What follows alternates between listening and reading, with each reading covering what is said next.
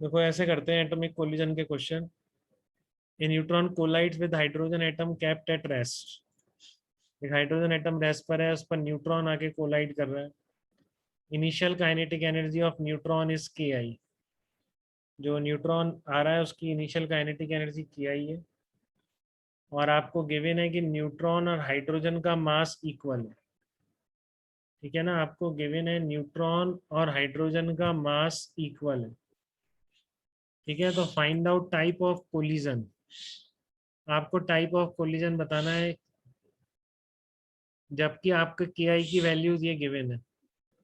ठीक है ना, ये सारी के आई की वैल्यूज है और आपको बताना है कि टाइप ऑफ कोलिजन किस तरह की कोलिजन हो रही है।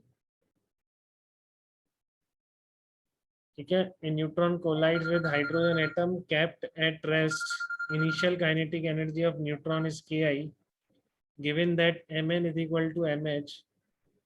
ठीक है, find out type of collision if K I equal to 14 electron volt, 20.4 electron volt, 22 electron volt, 24.18 electron volt. ठीक है, तो आप कैसे अलग अलग एनर्जी पे अलग अलग पॉसिबिलिटीज हैं। तो देखो सबसे पहले स्टेप क्या होता है इन सारी कोलिजन्स के क्वेश्चंस में। ठीक है ना, आप सबसे पहले ये निकालोगे कि मैक्सिमम काइनेटिक एनर्जी ट्रांसफर कितना पॉसिबल है। ठीक है ना, मैक्सिमम काइनेटिक एनर्जी ट्रांसफर कितना पॉसिबल है, सबसे पहले आपको ये निकालना। तो देखो यहाँ पर न्यूट्रॉन का मास m मान लिया, हाइड्रोजन का मास m है। ठीक है, दोनों कोलाइड कर रहे हैं और दोनों v स्पीड से जा रहे हैं। ये आपने मान लिया कि परफेक्टली इनइलास्टिक कोलिजन हो रही है। ठीक है ना, क्योंकि परफेक्टली इनइलास्टिक कोलिजन में जितना मैक्सिमम काइनेटिक एनर्जी ट्रांसफर है, ठीक है ना, वो कैसे भी नहीं आ सकता। प्रूफ नहीं कर सकते अपन, इसका प्रूफ उसी तरह हो जाएगा जैसे आप देखना चाहेंगे, जैसे वहां पे किया था, बट कोई मतलब नहीं है इसके प्रूफ। ठीक है ना, आप ध्यान रखो कि दोनों में जब साथ चलने लग जाएंगे तो उससे ज्यादा काइनेटिक एनर्जी ट्रांसफर, ठीक है ना, किसी भी सिचुएशन में पॉसिबल नहीं है। तो सबसे पहले आप वही करो कि मान लो आफ्टर कोलिजन दोनों साथ चलते हैं, तो साथ चल रहे हैं, तो अब आप मोमेंटम कंजर्वेशन अप्लाई करो। मोमेंटम कंजर्वेशन तो वैलिड रहेगा, दोनों पार्टिकल पर कोई एक्सटर्नल फोर्स नहीं है। ठीक है, तो इनिशियल मोमेंटम ये रहा इसका एम वी नॉट, और फाइनल क्या है 2m इंटू वी वन। ठीक है, तो कॉमन स्पीड कितनी आ गई, v one is equal to v naught by two. ठीक है, हमने क्या माना है कि let both move together then find out the, क्योंकि इस सिचुएशन में जो काइनेटिक एनर्जी लॉस होगा उससे ज्यादा कैसे भी नहीं हो सकता। ठीक है ना, तो आपका वी वन कितना आ गया, वी नॉट बाई टू। तो इनिशियल काइनेटिक एनर्जी आ गई, फाइनल काइनेटिक एनर्जी क्या हो जाएगी, दो मास हो गए, दोनों की स्पीड ही है, तो M V nought square by four आ गया। तो आप देखो कितना डिफरेंस आ रहा है, half M V nought square minus 1/4 M V nought square. तो कितना आ गया, M V nought square by four. इससे आप क्या लिख सकते हैं, M V nought square by four को के इनिशियल बाई टू। तो मैक्सिमम काइनेटिक एनर्जी लॉस कितना हो गया, के इनिशियल बाई टू हो गया कि नहीं हो गया, बताओ। मैक्सिमम काइनेटिक एनर्जी लॉस कितना हो गया, के इनिशियल अपॉन टू। यहाँ तक बताओ, किसी को दिक्कत है क्या। तो इससे ज्यादा काइनेटिक एनर्जी लॉस नहीं हो सकता। ठीक है ना, तो energy loss lie in the range. तो एनर्जी लॉस इस कोलिजन में जीरो से लेकर के आई बाई टू तक कुछ भी हो सकता है। ठीक है ना, जीरो से लेकर के आई बाई टू तक कुछ भी हो सकता है, बट जो वो इलेक्ट्रॉन एनर्जी लेगा वो आपको पता है। ठीक है ना, वो जीरो भी ले सकता है, 10.2 भी ले सकता है, 12.09 भी ले सकता है, 12.75 भी ले सकता है।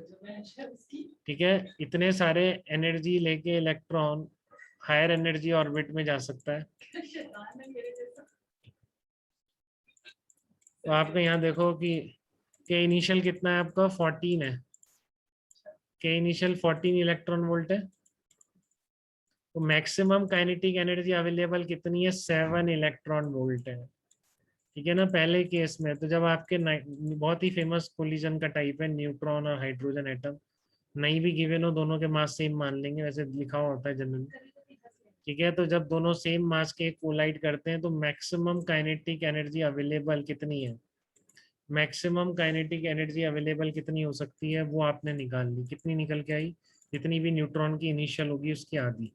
तो न्यूट्रॉन की अगर आप 14 देते हो तो मैक्सिमम अवेलेबल फॉर एक्साइटेशन कितनी है? 7 इलेक्ट्रॉन वोल्ट।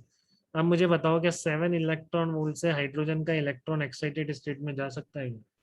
बताइए। No sir.